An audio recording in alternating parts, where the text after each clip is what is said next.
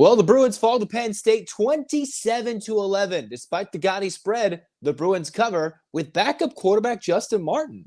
What? You are Locked On UCLA, your daily podcast on the UCLA Bruins. Part of the Locked On Podcast Network, your team every day. Welcome, everybody, to this edition of the Locked On UCLA podcast. I'm your host, Zach Anderson-Yoxsimer. Thanks for making this your first listen each and every day. This is the reaction episode to the UCLA game against Penn State, the big noon kickoff. And the Bruins finally, for the first time all season, kept the team off the scoreboard, the opposition. They kept Penn State from scoring on their opening possession. Man, look how much longer the games can be competitive deeper into the first half, into the second half, when you're simply not down 7-0 from the gate, right? UCLA gave up a 5-yard run. Drew Aller missed a pass and all that. And then eventually they started connecting on some deep throws, but UCLA made some plays. This is a game where UCLA was only outgained by 60 yards and lost this game by 16. Yes, late garbage time touchdown, but the Bruins were already going to cover because the spread was 28-plus points heading in, maybe a late dip. But it was a 4-touchdown spread, and UCLA ended up losing their first true Big Ten road game to Penn State by 2 scores, all right? Well, Penn State wasn't exactly going to knock the brakes off UCLA necessarily, but with 2 8-minute-plus scoring drives, one for each side, that really shortened the game and allowed UCLA to stay in it. Yes, Penn State pulled away late. The Bruins could do nothing offensively to start the second half. When you saw those numbers, if you're watching the broadcast at home, Penn State dominates in the second half with their defense. And yet the Bruins finally found something in the fourth quarter when the game was well out of reach, 27-3.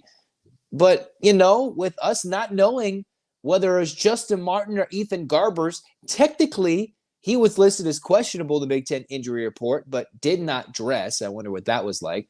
We didn't see any Rico Flores. UCLA was a bit banged up. They had a new center, new quarterback. Their top receiver did not do anything, right? You had nothing from Sturdivant. You had nothing from Flores, right? And then that's a game with a new quarterback with nothing to his top 2 options. And all of a sudden, he completed 73% of his passes. All right? There's a nice game going there for Justyn Martin. I thought this would have been much uglier. Yes, 3 points until the fourth quarter, but UCLA drove down their first drive, had 4th and 1, went for it, didn't get it, thought they should have gone for, maybe gotten for the points, aggressive. UCLA, it's frustrating, but they did all right. Drew Aller, he completed 71% of his passes, but you look at UCLA's quarterback to Drew Aller, the winning quarterback and UCLA's quarterback, the quarterback rating is not that far off. The Bruins quarterback completed more passes, more completions, and then UCLA did all right running the football. Technically, at this moment from the stat page I'm looking at, 93 rushing yards. All right? That's positive against a strong, beastly front in Penn State. Yes, they dominated. They were without one of their top running backs in Singleton. But UCLA has been beaten down with injuries too. They did get a couple of guys back like Cajo, but they're still missing, Rico Flores Jr. was not there, right? You had no Titus Mokiatsumalala.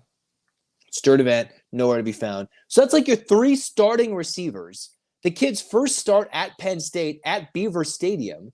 And I'm like, hey, the kid did not play bad. All right? Long time in a UCLA system with a complicated system. And the Bruins did things. And I like the arm angles Justyn Martin utilized to get into different windows. So you see these Penn State, these super athletic defenders getting in his face. That's where you get the 6'4" quarterback who could drop down and throw it to the side and release and hit his tight ends, hit his guys in the flats. Now, there were some stupid play calls. There's some weird plays that did not work. The UCLA offensive line truly suffered at times when Martin was left out to dry, getting pounded in the backfield. He did drop the ball on the 1-yard line, but luckily picked it up. Yeah, UCLA played a cleaner game penalty-wise. Overall, right, 5 penalties. That's much better than what they had. But Penn State played a cleaner football game. They did what they needed to do, and they would lull you to sleep. And another thing that's going to hurt UCLA, when teams are completing better than 50% on third down offensively, you're not going to do much. Although I did like to see a 3-and-out, and another one in the opening quarter. It did suck to see Penn State go on a long drive in that second quarter. Score. UCLA connect on the big 50-yard plus pass play to TJ Harden, who made a nice grab on that wheel right up the sideline. And then the Bruins couldn't find the back of the end zone, right? It was like, oh, score, Harden, please, score. Oh, I'm not sure they can get 10 more yards to get in the end zone. That ended up being the case because Penn State bunkered down. And then you're like, okay, maybe Penn State can't run the 2-minute offense, 3-minute offense. Well, they sat it on it 3rd and 5, 2 minutes, and in 30 seconds went down the field and scored and chewed up all the clock needed. And then you're like, all right, it's 14-3. And then the Nittany Lions just ate up the Bruins for a quarter and a half in the second half, right? UCLA could not do literally anything. They did go down the field, stop it on 4th down. So there were 2 long drives UCLA went down and accounted for no points. So if you look at it, you say you give them 2 field goals. Maybe this is a 2017 game, but maybe it's a different thing if UCLA scores early with the field goal or they could convert on 4th and 1. And what I wish Justyn Martin could have done, I'm not sure if this was a directive from the staff or if this was just him easing off until the end, maybe pull that 4th and 1 and run for it, because we didn't see Martin take off because it didn't look like he was running fast, but he was chewing up a lot of yardage on the ground when he ran in those opportune moments later in the game. And I think early on when Harden got, eaten up on 4th and 1, I thought he had a cutback option going left. Whatever it may be, UCLA, you're trying to own the offensive line, try to own the trenches, the line of scrimmage. They didn't do that. Penn State said, yeah, we're stopping you early, and the Bruins had that opportunity. I am proud of how they played, considering what they're down, starting quarterback, new center, no targets to your top 3 receivers, whether they were hurting out or not available, right? That's Sturdivant, that's Titus, that's Rico Flores. Your 3 top receivers coming into the year. And that's a quarterback who hasn't had a lot of reps in a complicated offense. Well, it looks simplified. They went quick passing game. They never really got Martin out of the pocket too much. But against a stout defense, the Bruins held their own. Yes, they did not score a lot of points. They scored a garbage time touchdown, but they moved the ball. Like, they legitimately moved the ball, and they chewed up game clock by converting a couple of first downs, doing a lot better on 3rd, 6 of 15. That's not fantastic, but that's a lot better than what the Bruins had been doing. They're one of the worst teams in the country, one of the worst teams in the Big Ten, 17 in an 18-team Big Ten at converting 3rd downs. They went 6 of 15 in this one, all right? Much better. It's just unfortunate that opposition, whenever they have time to pass, the Bruins can't generate a pass rush. They go. But Penn State, 7 tackles for loss, 2 sacks. UCLA, 4 tackles for loss and a sack. And some of that was when the game was still somewhat in the balance, right? So it wasn't like they were meaningless sacks. They were getting some pressure on Aller, forcing a poor throw or 2.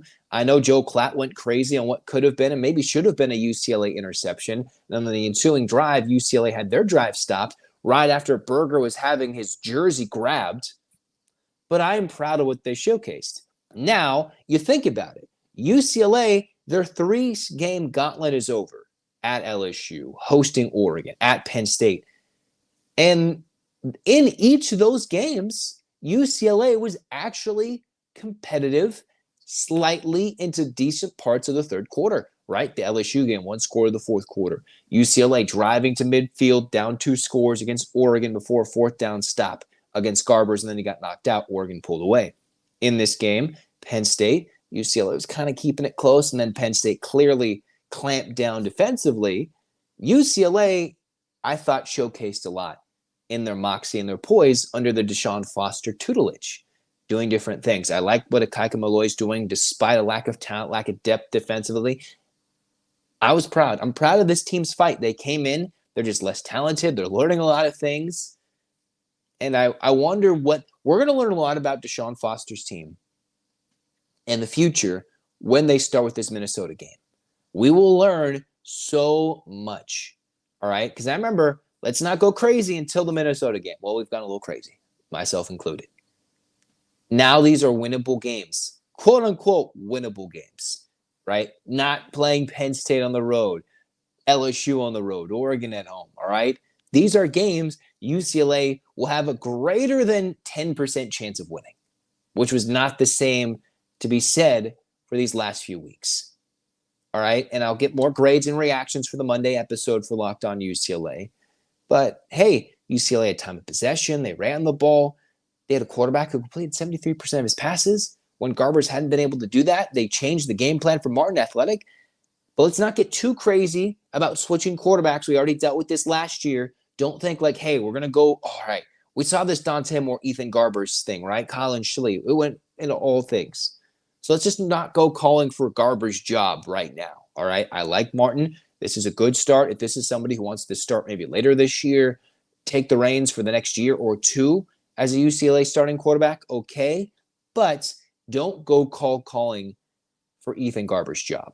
All right. Now, it's a matter of health, yes, Martin, I think, is fairly capable after this performance, which completely shocked me with the ability to throw on certain angles, move out of the pocket when able to. That's what I liked. Now, the Bruins did fall in their first true Big Ten game. It's tough when it's at a top 10 Penn State, who is probably going to make a college football playoff with their schedule designed to do so. A solid defensive front, a Drew Aller that I was never impressed with prior. He did miss some throws, but he hit some dimes with a very cushy gap given by the UCLA secondary against the Penn State offense, right? So they hit their tight ends. They're missing. They don't have an elite receiver, but Drew Aller picked it apart. But, I think both fans could go away happy. Penn State probably would have loved to dominate this game by 40 points. UCLA kept this much closer until, yes, it was agonizing the second half to watch the offense. I'm proud. Frustrated, but let's talk about it. Hey, what is this episode brought to you by? This episode is brought to you by FanDuel. Hey, this is the third straight game UCLA was a huge underdog, more than 3 touchdown underdogs. Every single time UCLA is covered, which this one, ironically enough, was the closest of the 3. The biggest spread, if you look at FanDuel.com, America's #1 sportsbook, the biggest spread of the 3 games, LSU, Oregon, Penn State, it was this game. And UCLA had everything going against them. And yet, the Bruins covered. That's why you want to go test it out with FanDuel.com. They've got a place your first $5 bet on FanDuel.com. You get $200 in bonus bets guaranteed. You want to check that out on FanDuel. And hey, if you saw this UCLA team, maybe you want to see what they do against Minnesota next week. But the Bruins did a lot, and they covered all those tough games. Go check it out on FanDuel.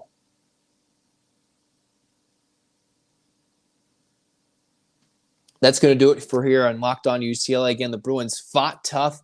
They hung with Penn State 27-11. Yes, did Penn State dominate late? Absolutely. Did the Bruins fight? Absolutely. I liked what the Bruins did despite all the adversity going against them. Tough environment, early kickoff, third straight road game that's completely across the country or over the Pacific Ocean if you include the Hawaii game in week 1.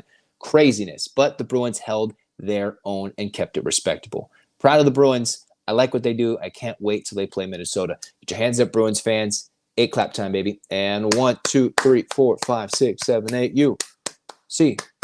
UCLA.